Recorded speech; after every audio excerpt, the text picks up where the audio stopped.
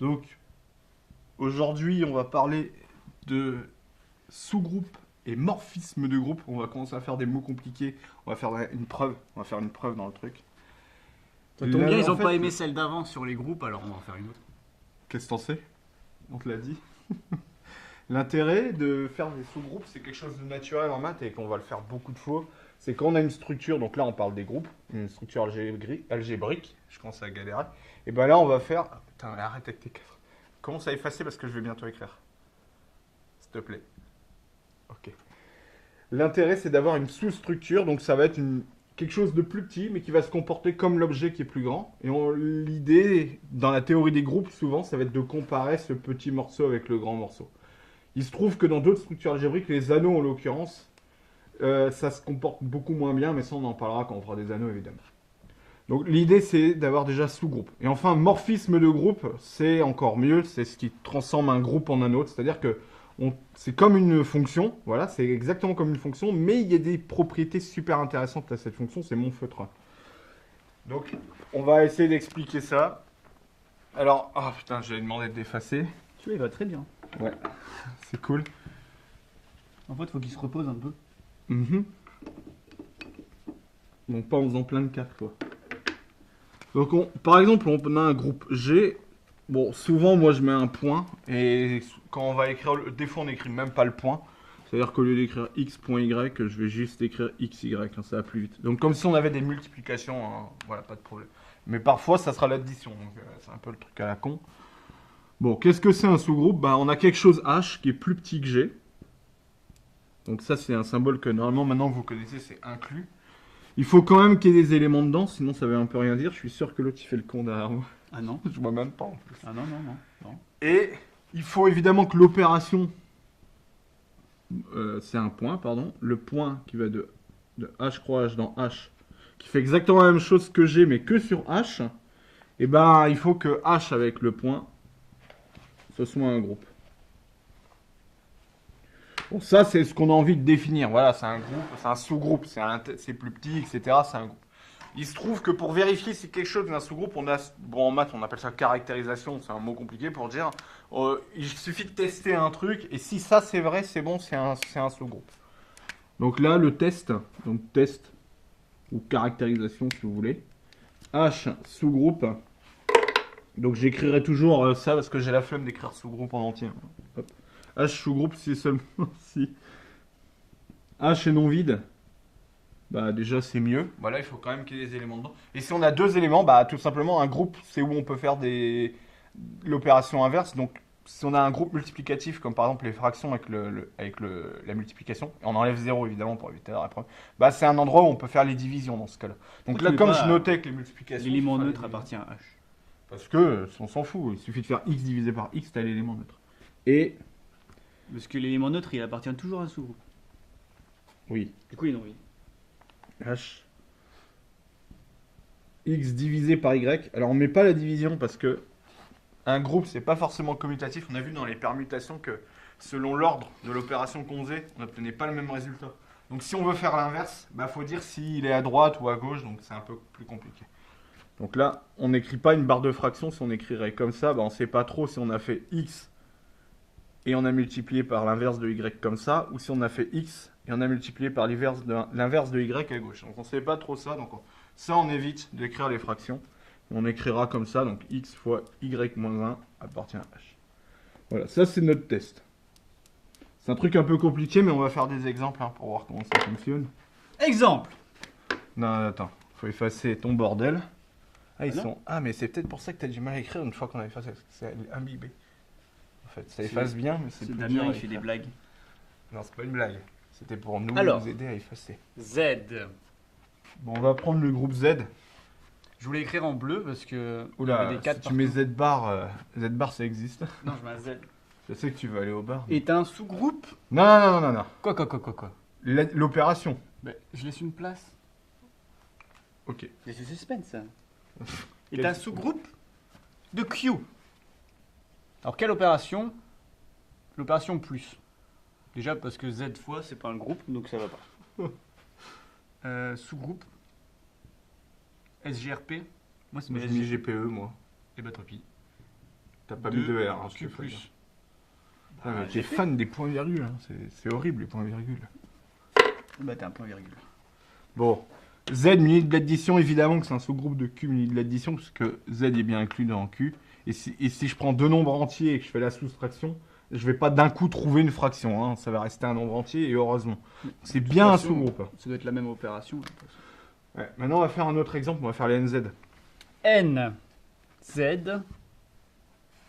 Faut dire ce que c'est, on l'a déjà dit. On va le dire juste après. On l'a déjà dit, non? Non. NZ. Prends 2 Z déjà. Non, 4. Ouais, ok. Il a envie de prendre 4 Z. Mais 2 Z, c'est pratique parce qu'on peut dire nombre pair et tout. Bon. 4Z 4Z, avec un plus. 4 Z, c'est l'ensemble des multiples de 4. Voilà. C'est-à-dire, j'ai 0, j'ai 4, j'ai 8, j'ai 12, j'ai pas 11. Hein. Tiens, on enlever ça. Donc, il se trouve que si j'additionne, si je soustrais, parce qu'il faut faire l'opération, voilà. Si je soustrais deux multiples de 4, j'obtiens un multiple de 4. 16 moins 8, ça fait 8. Ouais. Et 8, c'est bien un multiple de 4. 16, c'est bien un multiple de 4. 8, c'est bien un multiple de 4, etc. Si, pour bien le comprendre, si prenez les nombres pairs, hein, si je soustrais deux nombres pairs, ça va rester un nombre pair, il n'y aura pas de souci. Donc 4Z, c'est bien un sous-groupe de Z. Un exemple hein, sur la vidéo d'avant. Du coup, lui, c'est un sous-groupe de lui. Ouais. Et tu sais que ça marche pas pour sous-groupe distingué, les chaînes comme ça? Donc, oui. Attention. L'autre exemple. On fait SN. SN. On fera le cercle après. SN, genre N, hein, du coup. Donc, on a introduit les permutations dans la vidéo d'avant. Et là, il parle de l'ensemble des permutations paires. Donc, c'est toutes celles qui ont une signature égale à 1. On l'appelle le groupe alterné. Oui. Et le groupe alterné, on le note à N. Et c'est un sous-groupe de SN. Et il n'a pas d'opération. Tout à fait. Voilà. Et c'est un sous-groupe de SN, c'est-à-dire que justement, c'est ce qu'on a dit la dernière fois, si on fait des trucs qui ont une parité, enfin qu'elles sont paires, et ben on reste paires, il n'y a pas de triche. Si on les compose. Voilà. Voilà. Dernier exemple, je peux le faire celui-là? Bon, maintenant je prends toutes les rotations du plan et de centre ici. Donc rotation, vraiment, ça veut dire que si j'ai un point ici, bah, je fais tourner ce segment d'un angle, hein, il n'y a rien d'exceptionnel. Bon, je prends le cercle. Bon, on pourrait écrire SO2 et tout, mais bon, on va pas le faire. Je prends le cercle ici.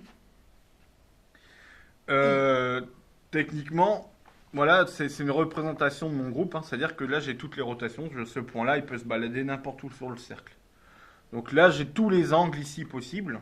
Voilà, donc j'ai 0 degré, 90 degrés, 180 degrés. Pour les vrais matheux, j'ai 0 degré, pi sur 2, pardon, pi, etc. Bon, degré au radian, on s'en fout. Mais je peux en faire moins, hein, je peux choisir, hein, évidemment. Donc là, j'ai tout le cercle. Donc ce groupe-là, on l'appelle SO de 2. 2, c'est la dimension, et SO, c'est spécial orthogonal, mais bon, on s'en branle. So. Et imaginons que je prenne un carré à l'intérieur. Imaginons. Hein. J'ai le droit. Prends un losange. Ouais, voilà, c'est mieux. Tu dis c'est mieux, mais c'est un carré. Bah, c'est un carré si tu tournes la tête, quoi. Non, c'est un carré. Oui, mais je veux dire...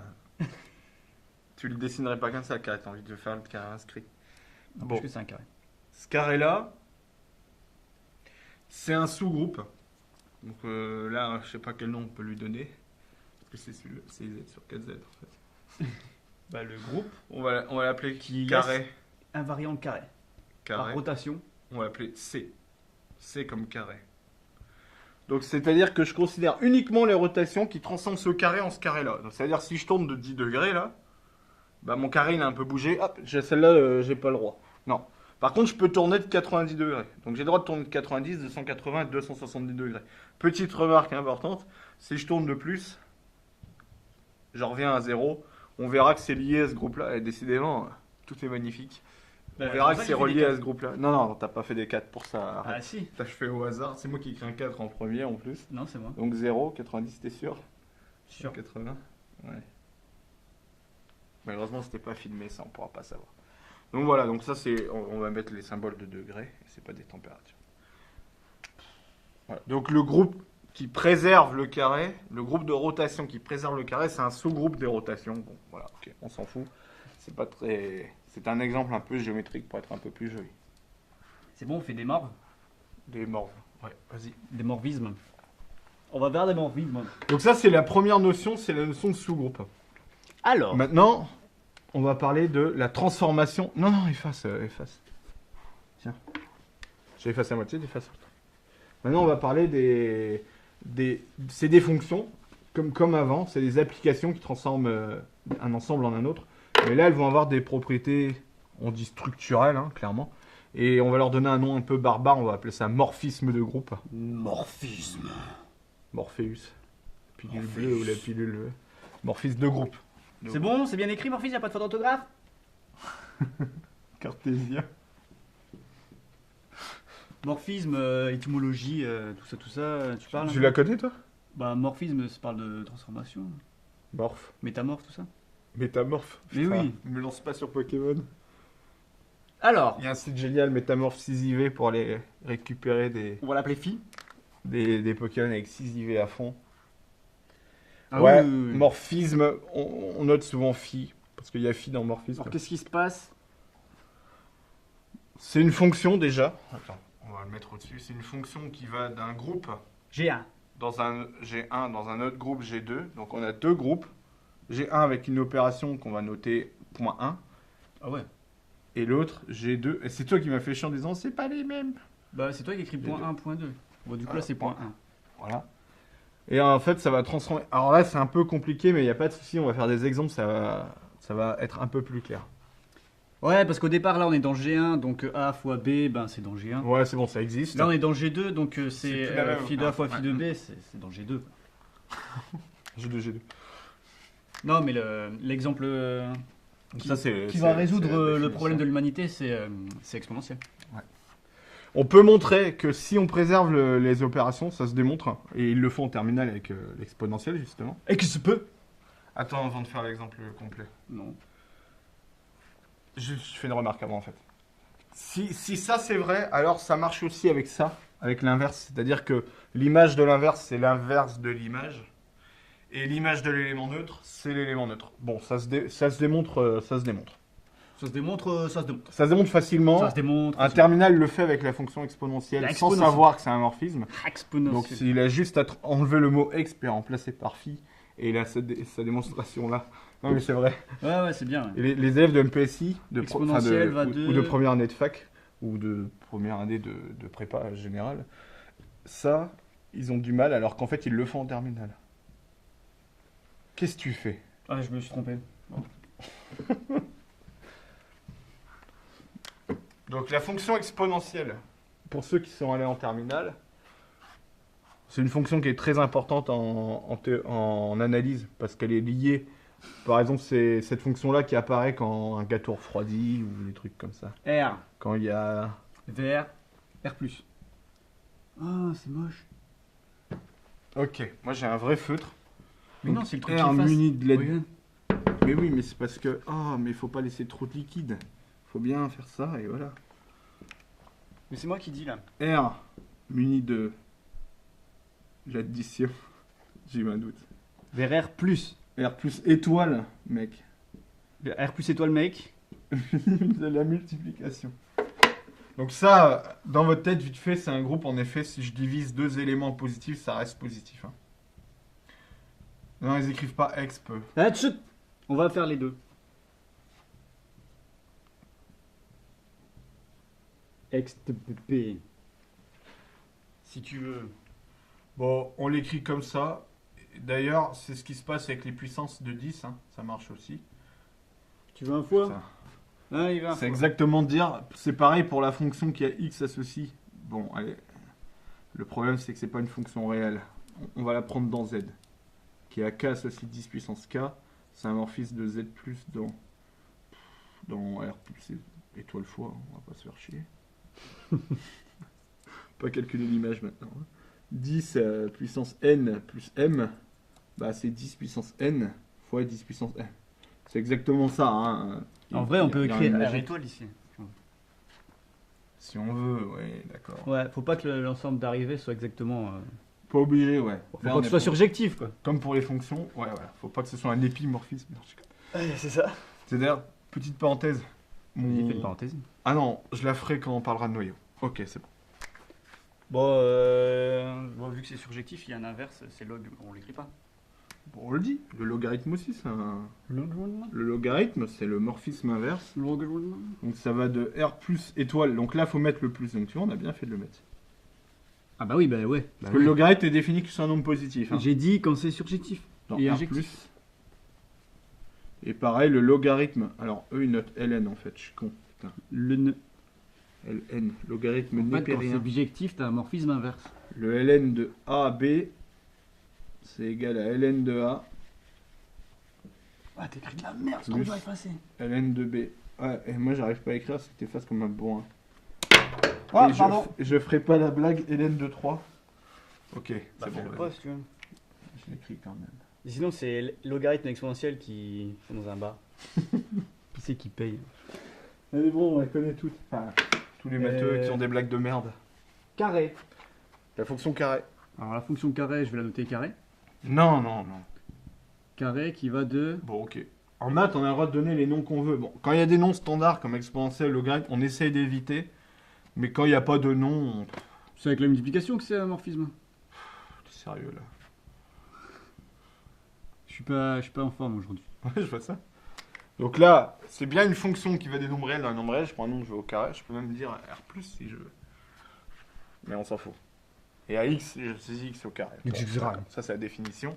Et il se trouve bien que si je prends x et y et que je les mets au carré, bah, c'est x au carré fois y au carré. C'est le premier morphisme que je me suis rendu compte quand j'étais en seconde. Ça. Donc ça c'est carré de xy égale carré de x On retrouve ce qui est écrit là. fois carré de y. Bon. T'aimes bien faire des barres comme ça, hein? Ouais, ça permet de structurer le document. Vas-y, structure le document. Bon, la signature. Vite fait, la signature, on l'a écrit explicitement que epsilon de... On avait mis des S ou des sigma dans la vidéo d'avant. Sigma, sigma prime, c'est égal à epsilon, sigma prime. Ce n'est pas un 3 à l'envers, c'est un epsilon, c'est un peu plus petit. Oui. D'ailleurs, tu sais que epsilon, c'est utilisé pour les nombres très proches de 0. Ouais. Bon, bah, 3 epsilon, c'est loin ou pas loin de 0 du coup? C'est pas loin. D'accord, donc 8 c'est pas loin de 0, parce que 3 epsilon, comme c'est commutatif, ça fait epsilon 3 et ça fait 8. Quelle merde. Bon, ok. On s'en fout.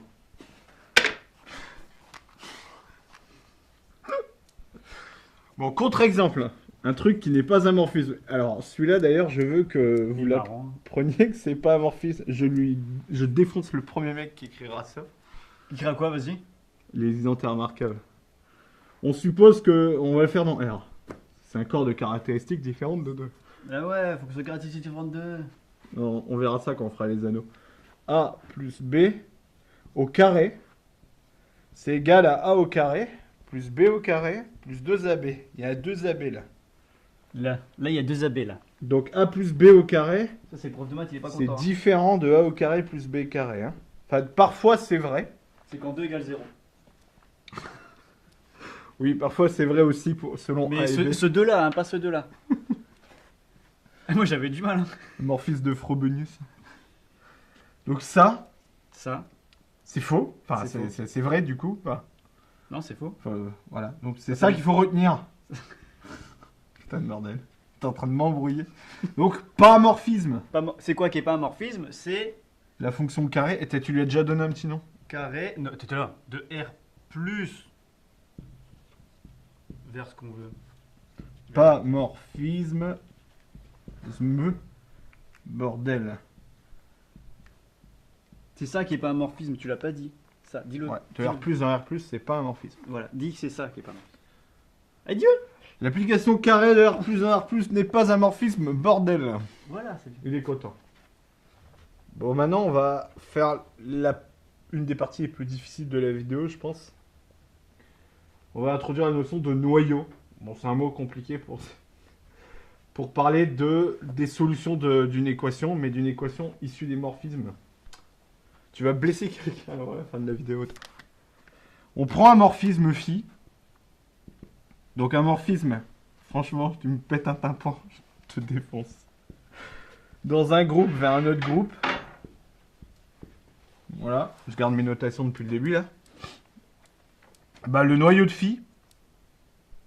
Voilà, écrire le mot. Ah bah, bon, moi je vais l'écrire correctement parce que noyau c'est pas un mot. Le noyau, alors notre ker, c'est une kernel. Kernel. Au Kernen, en allemand, je sais pas c'est qui l'a créé le. C'est les Allemands qui ont inventé ça. Donc Kernen. Ouais. Mais on s'en fout. C'est pour ça que tout le monde dit Ker. Ker. C'est Ker. Ker de phi. Bah ker de phi c'est l'ensemble. Donc c'est un ensemble, on met des accolades, vous êtes habitués à ça. Des accolades, pas Des pas X. des crottes. Moi je sais pas y faire les accolades. X appartient à GR, vive le latex. Tel que on a une comme ça. Such L'image, c'est l'élément neutre de celui-là. Bon, c'est 0 quoi. Donc, non, justement. Autrement dit, pour trouver le noyau, il suffit de résoudre l'équation phi de x égale 0 quand ici c'est une addition. Donc si j'ai 2 plus. E2 égale point plus, putain, les trucs de fou que t'écris en maths, j'aime bien. Point 2 égale fois. Donc si c'est une multiplication, il faut résoudre évidemment l'élément neutre pour la multiplication, c'est 1. Et si c'est une composée, comme par exemple pour les rotations ou les permutations, merci de ton aide. Les fonctions continues. C'est l'identité. C'est l'identité. Voilà. Identification. Donc on va faire des exemples qui sont préécrits. Je fais les exemples que j'ai écrits. Faire les exemples. Ok. C'est moi qui ai préécrit. Alors vas-y, fais le noyau de Monsieur Exponentiel. Bonjour Monsieur Exponentiel. Votre noyau c'est quoi? Moi, il y a un truc qui me fait très peur, c'est que là, il n'y a pas d'étoile, tu vois. Donc j'ignorais qu'on pouvait diviser par 0. Mais on peut diviser par 0. Ok. Chuck Norris sait le faire. Chuck Norris, ça... il sait plus le faire. Il se fout de ma gueule. Voilà. T'es sérieux? De quoi? Ça, t'es sérieux? L'élément neutre, là, je viens de le dire, la multiplication, c'est 1. Du coup, ça fait 0. Bon, ça, c'est juste pour... C'est le truc classique de dire 10 puissance 0, ça fait 1. Un nombre puissance 0, ça fait 1. Donc, quart de exp. C'est marrant, moi, je mets pas de parenthèse. C'est 0. Bon, c'est pas grave. Ça s'écrit carré. Garac. C'est très breton comme vidéo. Carlan, est-ce que c'est le noyau de l'âne? Là, je me suis pas trompé là. Non, là, c'est bon. Bon, bah voilà. Bon, là, il n'y a pas de démonstration, c'est... Voilà. Là, par contre, tu veux... Vas-y. Attendez, je vais voir ce qu'il fait. Il fait exprès de cacher. Donc, attends. Oh! L'élément neutre ici, c'est 1, donc on fait bien l'équation... On fait l'équation carré de x égale 1. Mais c'est toi qui voulais pas écrire carré tout à l'heure. Qui est pareil que x carré égale 1. Ok. Je sais pas, tu mets des carrés...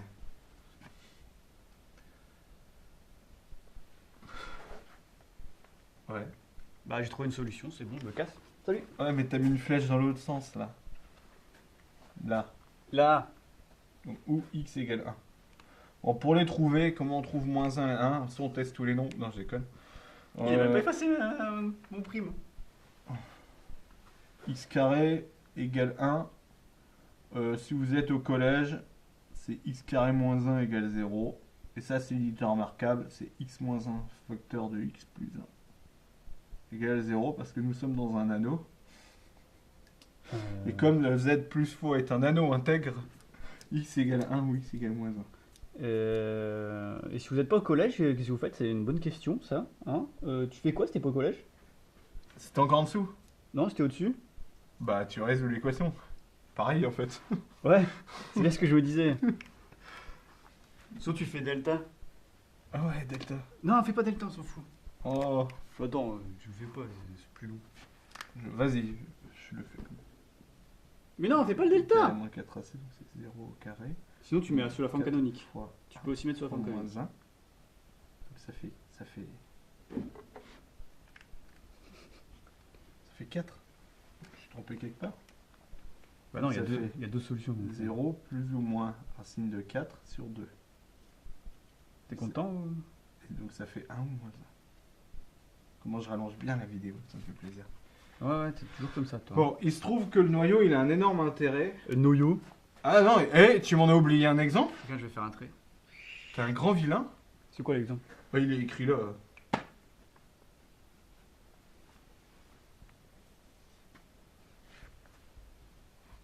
J'aurais voulu que tu le mettes là. Bon, allez, la suite. Bon, le noyau de la signature pour le groupe de permutation. Bah ouais, non, mais c'est dans la Ouais, définition. Epsilon 2. Ils vont croire des choses après.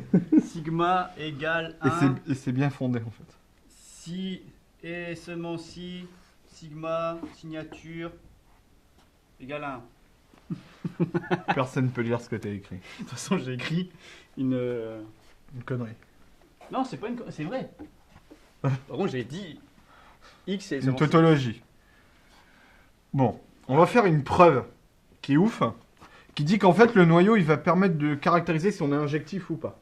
Ensuite, donc après suffit de quotienter par le noyau pour avoir quelque chose d'injectif. Ta gueule Mais sur ça, les peu importe. quotients. Et c'est comme ça qu'on construit des fonctions qui marchent bien, Quotient, comme c'est la plus racine tard, carrée. monsieur. La racine carrée est un morphisme, mon cher. Alright, le square root.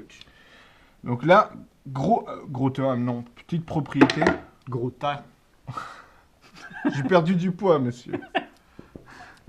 Phi injectif. Bon, évidemment, phi, c'est un morphisme, blablabla. Hein. C'est seulement si le noyau de phi, c'est égal à l'élément neutre. Il y a juste l'élément neutre.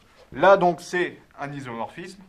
Là, c'est injectif. Habitude de dire isomorphisme. En plus, c'est pas un isomorphisme, c'est pas surjectif. On n'arrive que dans les positifs. Non, mais j'ai rien dit, hein. C'est injectif.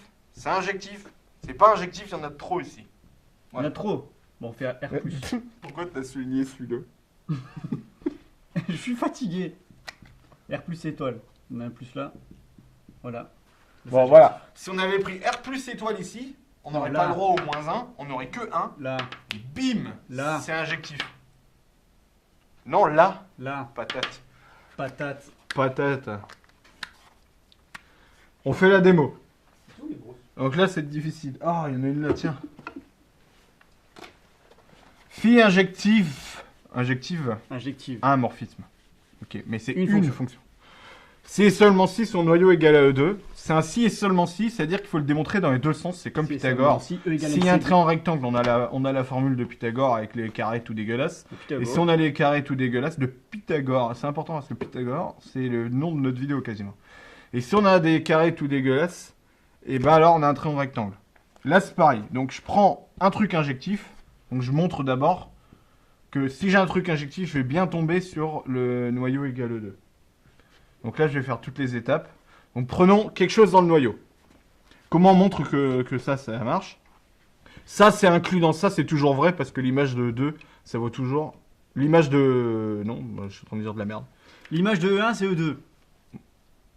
Oui, ok, mais ça on s'en fout. On prend X là-dedans et on montre qu'il est là-dedans. Et ça, il est toujours dans le noyau parce que l'image de E1, c'est E2. Donc, bon, enfin, peu importe. Il faut résoudre l'équation phi de X égale E2. Ah non, ça c'est pour l'autre côté. Mais non. Ah ouais. Ah, toi, tu veux faire, d'accord. Ah ouais, non, c'est le bon côté. Soit X... Ah non, je pensais que tu disais l'autre côté. Attends, mais je fais une vraie preuve là, hein, complète, Ah ouais, proprement c'est bien, rédigée. c'est bien, c'est bien. Je prends X dedans et je dois montrer qu'il peut être que égal à E2. Alors, on a phi de X... Ah, du coup, ce que j'ai écrit. Phi de X égale E2. Ok? Mais E2 c'est phi de E1. Ça Ouais. c'est parce que c'est un morphisme. Or, E2 égale phi de E1. Ça c'est parce que c'est un morphisme. Je l'ai dit, ça transforme l'élément neutre en élément neutre.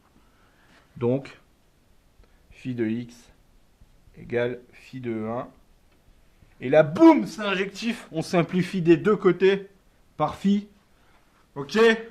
Donc, X égale E1. Si tu simplifies par phi, Et voilà. il reste parenthèse X égale parenthèse E1. Ah, on peut aussi simplifier les parenthèses. Dans l'autre sens. C'est là que c'est un peu plus compliqué. On imagine que ça c'est vrai et on va montrer que c'est injectif. Comment on montre que c'est injectif? Qu'on peut simplifier. Donc soit XY appartenant à G1. Évidemment, on n'a pas mis toutes les notations.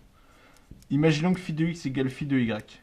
Il est fort, hein. Et maintenant, je veux juste montrer que x égale y.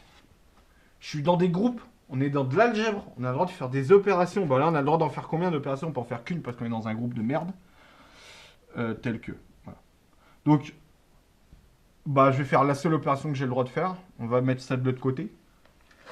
Donc, c'est équivalent à phi de x égale phi de y. C'est équivalent à phi de x, phi de y moins 1. Donc, je divise. Égale. Du coup, là, il me reste l'élément neutre, là, E2. C'est équivalent à... Bah là, comme c'est un morphisme, j'ai le droit de foutre à l'intérieur. E2, là, ça vient de phi de y fois phi de y moins 1. Waouh. Toi, t'es... Ah, tu veux faire une preuve, déjà, t'en fais pas beaucoup. T'es chier. Donc là, un élément fois son inverse, ça fait l'élément neutre, évidemment. X divisé par x, ça fait Voilà. 1. Voilà. Donc là, on a phi de x, phi de y. J'ai le droit de rentrer le moins 1 parce que c'est un morphisme. Et il n'y a rien de sexuel là-dedans. Et là, j'ai le droit de les mettre ensemble parce que c'est un morphisme. Phi de x, y moins 1 égale 2. Et là, Et regarde, on a une équation. Ça fait choc à pic. Ça veut dire que c'est dans le noyau. On est d'accord? Ouais, c'est écrit dans la supposition. C'est écrit dans l'hypothèse. Dans ce qu'on a supposé. Donc ça, c'est dans le noyau. C'est l'équation du noyau, on l'a dit tout à l'heure. C'est écrit dans l'hypothèse du Mais copier. sauf que dans mon noyau, il n'y a pas grand monde. Il n'y a que E1, d'ailleurs. Donc, x, y moins 1, ça fait E1. Puisqu'il n'y a que lui dans mon noyau. Et maintenant, bah, c'est comme à l'école. On va multiplier par y des deux côtés. Tu veux que je mette y, moins 1? Oui. Putain, je suis... Et d'ailleurs, c'est y moins 1 y. Non, je multiplie à... Ouais, putain, ouais. Y multiplie moins 1 Y. Donc ça fait E1Y si tu veux. Ça c'est l'élément neutre, donc ça fait Y. Et Y moins 1 Y, ça se simplifie parce qu'on est dans un groupe. Par contre, c'est très moche que t'as écrit, t'aurais pu... X égale Y, faut faire en deux colonnes, je sais, merci. Ouais, t'avais une colonne, quoi. J'ai fait une colonne, une ligne. On s'en sert plus, hein. Et on termine la vidéo sur ça ou tu me dis ta gueule? Bah, ta gueule. Non, et puis ta gueule. Oh putain. Tchuss les loulous. Abonnez-vous. C'est beau comme ça. Ouais, c'est mieux.